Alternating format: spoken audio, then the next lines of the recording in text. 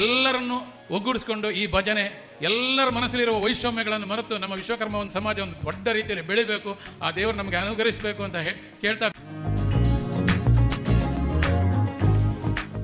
ಕಳೆದ 5 ವರ್ಷದಿಂದ ನಡೆಯುವ ಈ ಕಾರ್ಯಕ್ರಮ ನಮ್ಮ ಸಮಾಜದ ಎಲ್ಲ ತಂಡದವರಿಗೆ ಹೊಸ ಉತ್ಸಾಹವನ್ನು ತಂದುಕೊಡ್ತಾ ಇದೆ.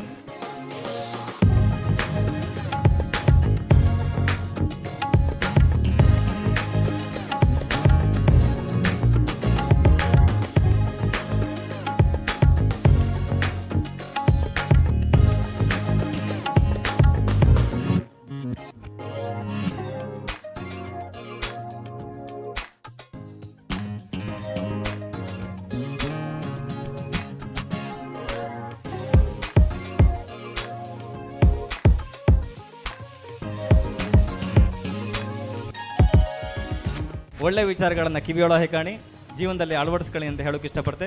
ಭಗವಂತ ಎಲ್ಲರಿಗೂ ಒಳ್ಳೇದು ಮಾಡಲಿ. ಶುಭಾಶಯ.